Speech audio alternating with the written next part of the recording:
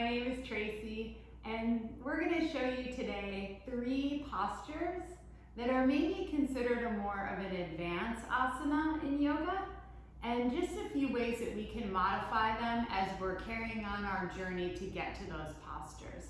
So this is an assignment for my 500-hour yoga teacher training, but I feel like anyone who kind of wants to get into a couple of these advanced asanas can utilize this for themselves. So I chose bound extended side angle, a side plank, and then gate posture. Side plank for me is one of my favorite postures when I teach a yoga class, and I always see the students as they finally break through, they get really jazzed on that. It just kind of makes you feel long and strong. That extended extended side angle in a bound version is again just something that you keep working towards, and when you kind of finally grab that bind, it does really feel nice. And then gate posture for me is something that's actually quite a challenge when I teach it, so I was happy to find these modifications for it using a block. I really didn't know that there were modifications for gate posture, so it's kind of cool that I got to learn along the way something really new in this training.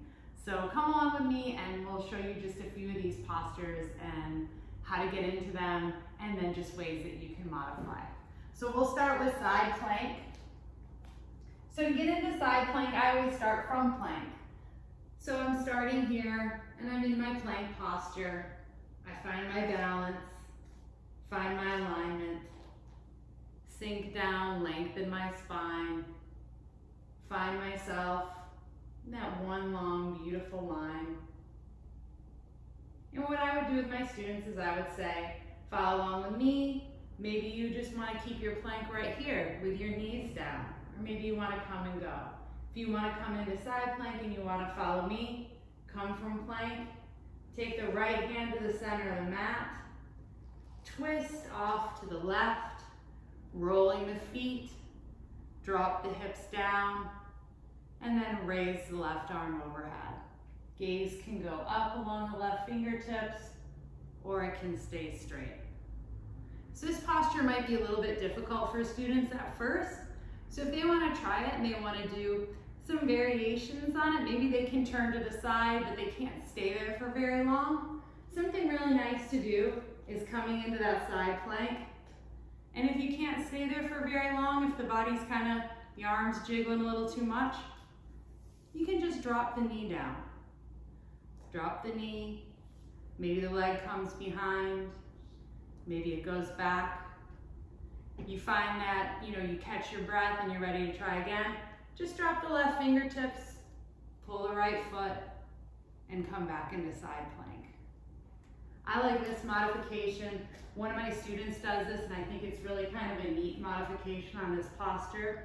He has a block with him, and he comes from a centered plank, finds himself aligned, places the right hand, twists off to the left, comes into that side plank, stays for as long as he can, and then when he kind of finds fatigue, he just puts that block underneath the thigh.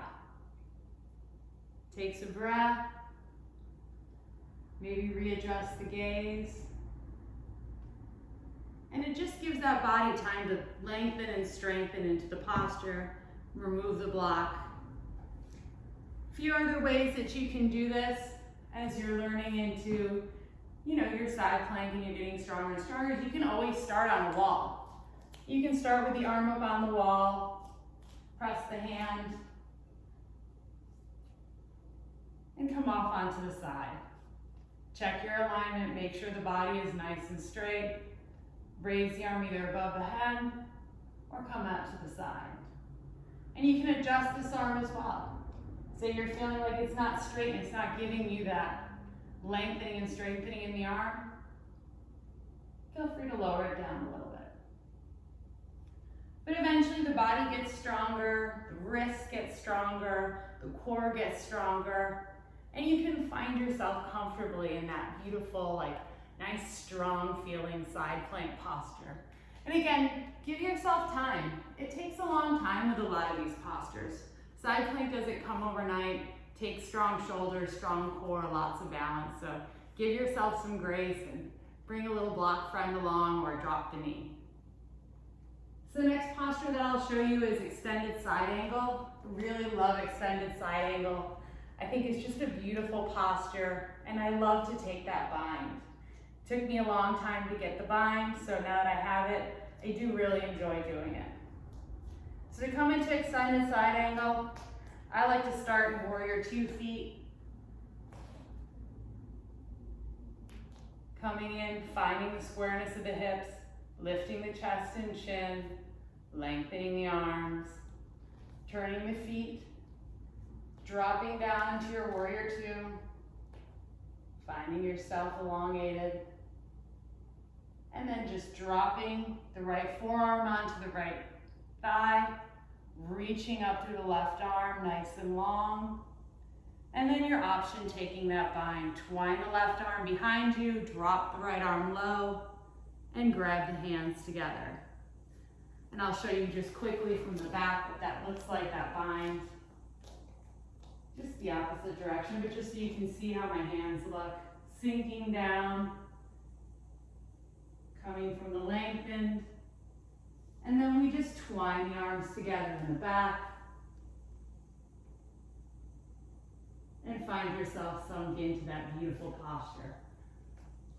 Now, if you don't find yourself able to come into that bind, but you want to work towards it, there's a few ways that you can do it. Sometimes just coming down deep enough into that extended side angle to kind of twine the arms might be the issue first, before flexibility in the shoulder. So if that's what's eluding you, again, come into your extended side angle, and maybe use a block here. Take the block, start to lower that shoulder down a little bit longer, and then reach the arm long.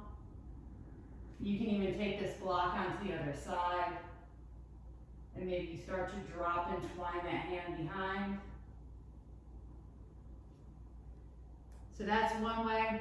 And if you're feeling like your hands, they're really close, and they're almost touching, and you can feel them crawling towards each other, but they aren't quite there, and you just can't latch on, you can always use a strap.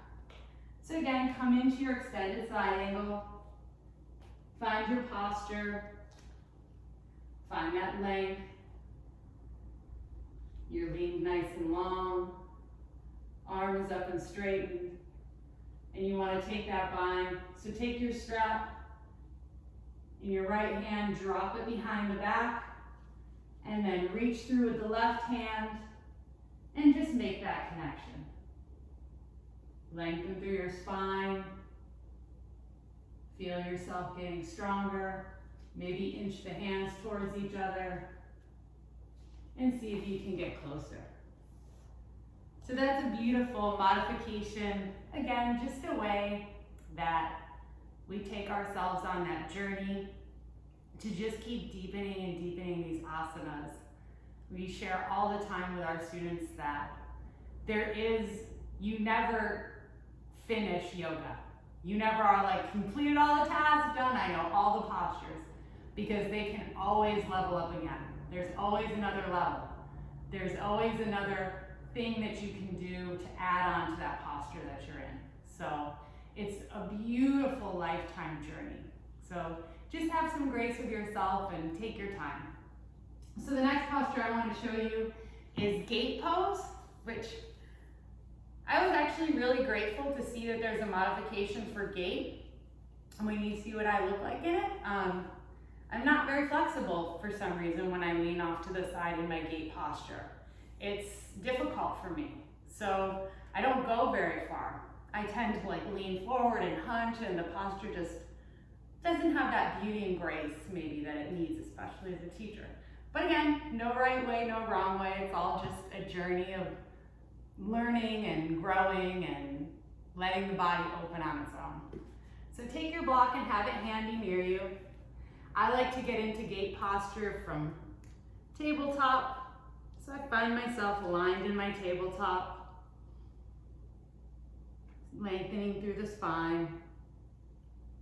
I'm on the left knee, and I just take the right foot out, coming down onto the flat foot. Reach it maybe long. Try to have that heel aligned in with the kneecap when you start.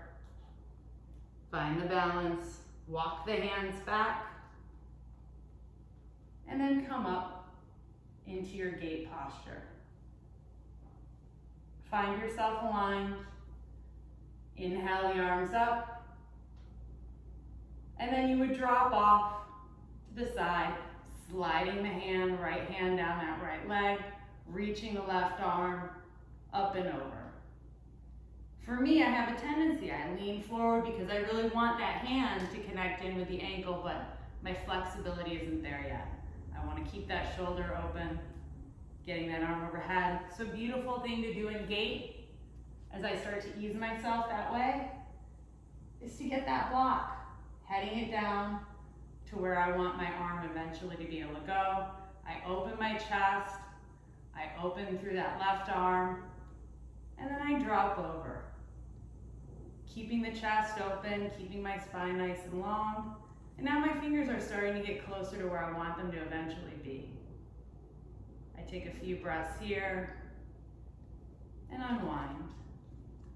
And these postures, obviously, same thing on the other side. So if I wanted to do gait by opposite way, I have my block ready. Find my posture, find my tabletop. And then I reach that left foot nice and long, finding it flat on the earth. Gently walk the body up. Take a minute to find my alignment. Have my block ready where I want to go. Inhale my arms up. Exhale, and I drop off to the side and gate. Open through my shoulder, keep my chest from collapsing down, and I just reach nice and long over the leg. And just seeing how much progress I can make along the way. Eventually the block slides down, and then at some point I don't need the block anymore, and my fingers are now touching my ankle, right where I really want it to be in that lovely elongated gate posture. So those were just a couple asanas that, we can do a few different versions of. And again, we started in plank. Maybe your plank right now is with your knees down. You can even, by the way, you can even do that side plank from your knees down. So if you're here, your knees are down,